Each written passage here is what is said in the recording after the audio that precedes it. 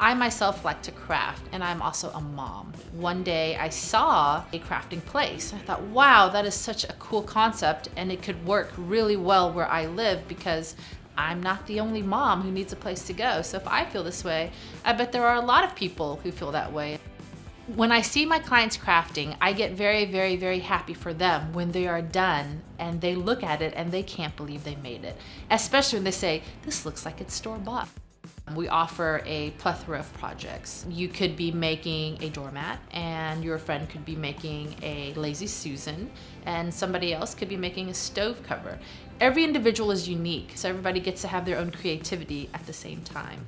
People think, oh, I can't draw, I can't do that. Or, oh, I don't know how to use a hammer. I want people to not be afraid of making something. We can teach anybody how to make a masterpiece.